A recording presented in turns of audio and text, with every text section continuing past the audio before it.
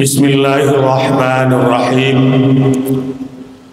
Assalamualaikum warahmatullahi wabarakatuh. Alhamdulillahillazi arsala rasulahu bil huda wa dinil haqq liyuzrahu 'alad dini kullih walau karihal musyrikun. Asyhadu an la ilaha illallah wahdahu la syarikalah wa asyhadu anna Muhammadan abduhu wa rasuluh. Allahumma passalli wa sallim ala sayyidina Muhammad wa ala alihi wa ashabihi ajmain.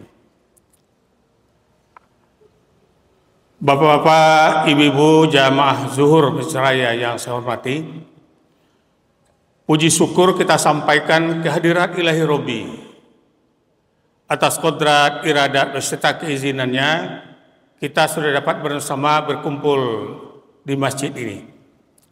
Salawat dan salam kita kirimkan kepada junjungan kita, Nabi kita Sayyidina Muhammad SAW. Dengan agama yang dibawanya sampai saat sekarang, kita masih tetap merasakan ketenangan, ketentraman, dan kebahagiaan. Ibu-ibu dan sekalian, dalam Al-Quran sangat pendek yang telah kita jadikan doa, Rabbana atina fid dunya hasanah wa fil akhirati hasanah wa qina azabannar. Kalau kita pergi haji atau umrah, waktu tawaf dapat yang pertama, hilang yang kedua, dapat yang ketiga, hilang yang keempat. Baca saja Rabbana atina fid dunya hasanah wa fil akhirati hasanah wa qina azabannar. Manusia di dunia ini ada yang bahagia di dunia, sengsara di akhirat. Itu orang-orang yang non-muslim itu kebahagiaannya tertanggung, tapi nanti sengsara di akhirat. Yang kedua, ada yang sengsara di dunia, bahagia di akhirat. Ada pula sengsara di dunia, sengsara pula di akhirat. Tapi Allah menghendaki kita bahagia di dunia dan bahagia di akhirat. Bapak Ibu sekalian, maka untuk itu kata Nabi, salah satu tahmilu ilat tahluka. Ada 3 hal yang menyebabkan orang itu sengsara. Yang pertama, itba'ul hawa. Orang yang memperturutkan hawa nafsunya. Hawa nafsu atau hawa itu ada di diri kita, tapi jangan dia yang mengatur kita, kita yang mengatur hawa itu. Maka sebenarnya kalau kita lihat orang yang didominasi oleh nafsunya, hilanglah rasa kemerdekaannya. Karena kita beberapa hari lagi akan memperingati hari kemerdekaan kita. Dalam Islam, kemerdekaan itu ya sama, terbebas dari penjajah, dan ini terbebas dari hawa nafsu. Kita tidak dikalikan oleh hawa nafsu. Seperti yang telah kita pahami, dalam ajaran Islam itu ada namanya yang kita sebut nafsul amarah, ada nafsul lawamah, ada nafsul mutmainnah. Nafsul amarah sudah jelas yang kita kerjakan itu salah, baik menurut agama ataupun juga menurut adat ataupun juga menurut hukum konstitusi kita, tapi terlaksana juga. Tetapi setelah iblis atau setan meninggalkan kita, datang kesadaran kita. Tapi dalam kesempatan lain, ada lagi perbuatan salah itu. Karena orang berbuat salah itu yang pertama ada niat, yang kedua ada kesempatan. Walaupun tidak ada niat, kesempatannya ada, dilakukan juga perbuatan itu. Nah, maka lawamah celaka. Dan kemudian baru sampai kepada nafsul mutmainnah. Kalau sudah sampai kepada nafsul mutmainnah, inilah yang dipanggil Allah, ya ayyatuhan nafsul mutmainnah, irji'i ila rabbiki radiyatan mardiyah, fadkhuli fi ibadi wadkhuli jannati. Hai jiwa yang tenang, kembalilah ke hadirat Tuhanmu. Radiyatan mardiyah. Radian itu reda dia dan mardiyah. Malah waktu malaikat diperintahkan Tuhan, malaikat Israel mencabut nyawa kita, datang dari kanan. Tangan kanan bilang sering berimpak, sering bersedekah, sering memegang kepala yatim, tidak mampu dia. Datang dari kepala tidak pernah memikirkan yang jahat, tapi yang baik saja. Kemudian datang dari kaki melangkah kepada jalan yang benar. Bersama-sama, berjamaah, pergi takziah, segala macam. Maka melaporlah kepada Allah, ya Allah, tidak bisa saya mengambil jiwa mutmainnah. Dalam riwayat, ambilkan oleh-oleh dari surga. Satu semacam sayap malaikat, satu seperti bunga yang belum pernah dilihat. Diperlihatkan kepada Roti.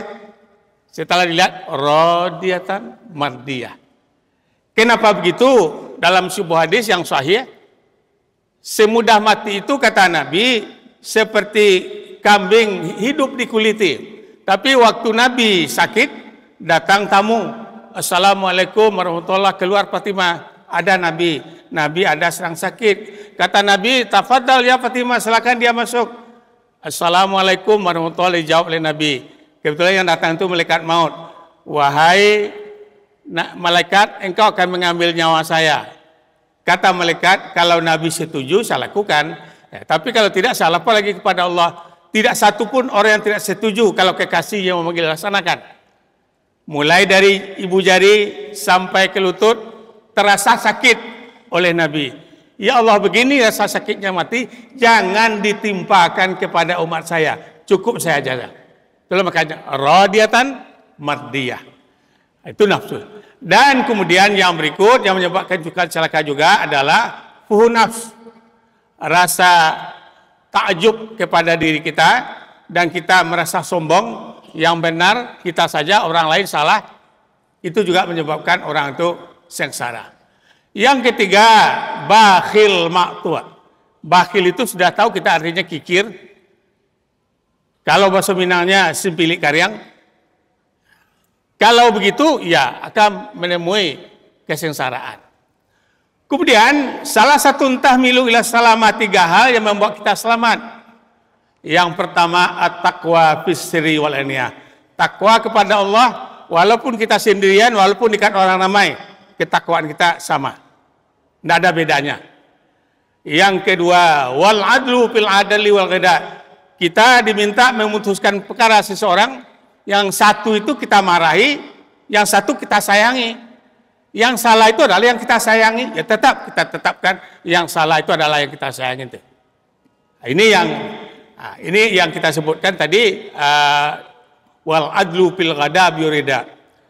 Dan kemudian wal qasdu fil fakri wal ghani. Dia jujur baik waktu kaya ataupun waktu miskin. Kadang-kadang orang tidak jujur kalau dia sudah kaya. Tetapi waktu miskin dia jujur. Tapi di sini baik kaya miskin, kejujurnya tetap ada. Salah satu tahmilu ila maghfirah, 3 hal yang membawa ampunan kepada kita. Jadi ampun itu bos sekalian bukan saja kita mengucapkan astagfirullahalazim, bukan hanya itu, tapi ada amal yang kita lakukan yang menyebabkan dosa kita diampuni. Yang pertama, tantarizul waktu salat, al-furu waktu salat, menunggu waktu salat, selesai waktu salat. Tadi subuh jam 5:30 kita sudah selesai subuh. Sekarang jam 12:25 zuhur masuk. Kita tunggu dia. Itulah yang pertama. Jangan waktu yang menunggu kita, tapi kita yang menunggu waktu. Yang kedua, itmamul wudu' indal bardi. Kita sempurnakan uduk kita kalau negeri itu dingin. Kalau kita di Padang jam berapa beruduk? Jam 2 malam, jam 1 malam tidak apa-apa. Tapi kalau misalnya seperti di Batu, di Surabaya, ataupun juga mirip dengan Padang Panjang, Batu Sakwit Tinggi, uduk itu harus disempurnakan. Dan yang ketiga, salatul jamaah, salat berjamaah. 3 yang mengampuni kita. Kemudian salah satu tahmilu ila raf'id derajat, 3 hal yang mengangkat derajat kita. Yang pertama, it'amul gharbi, memberi makan orang yang di luar tanggung jawab kita.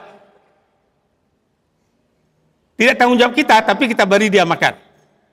Ada suatu kisah, seorang janda, suaminya sudah meninggal, suaminya orang Arab, punya anak wanita kecil-kecil 2, dicarilah. Hari sudah maghrib, dan yang rumah mertua belum datang juga. Dititip anaknya di masjid, yang orang sudah bikin masjid baru. Kemudian berjalan dia, ketemulah dengan seorang syekh kami sudah 4 hari berjalan tidak makan, mohon dibantu kami makan. Apa kata saya? Ada yang membuat surat nak dari lurah atau kantor camat? Tidak ada, ya tidak bisa saya kasih. Tentu dia nurut dada saja, berjalan. Oh, ada seorang bapak yang sedang menyapu di rumahnya, disampaikan oleh janda tadi, kata bapak tadi panggil ibunya, Bu, tolong dijemput anak ibu yang berdua ini, mesti bawa ke sini. Dibawa ke rumahnya, dimandikan, diberi makan, malam itu pakai segala macam. Dengan cerita janda ini, pada mulanya keluarga ini majusi, tapi masuk Islam lah keluarga itu. Jam 2 malam, Syekh tadi yang minta surat keterangan dari lurah itu bermimpi dia. Siapa yang memberi makan orang yang miskin atau yang sedang memerlukan, akan dibuatkan istana oleh Allah di surga. Bangun dia. Maka paginya dicarilah janda tadi, ketemu bapak itu, Pak, ada janda kemarin. Oh ya ada. Biar Pak saya yang memberi makan. Oh enggak, kami sangat beruntung. Si keluarganya kami masuk Islam. Ya saya tadi malam bermimpi siapa yang beri makan orang yang membutuhkan, baik miskin atau yatim, akan dibikinkan istana. Apa kata bapak ini? Kami juga bermimpi sama itu. Jadi nampaknya istana itu nanti untuk kami. Inilah dia yang kita sebutkan memberi makan. Dan kemudian apalagi? Salatul lail, tahajud malam. Mengangkat derajat kita. Maka dalam Al-Quran dikatakan mahkum mahmuda, tempat yang terpuji. Dan kemudian afsus salam.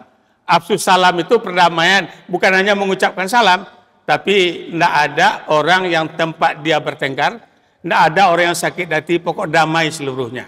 Mudah-mudahan yang disampaikan ini bermanfaat, terutama untuk kami sendiri. Wabillahi taufiq wal hidayah. Wassalamualaikum warahmatullahi wabarakatuh. Mm-hmm.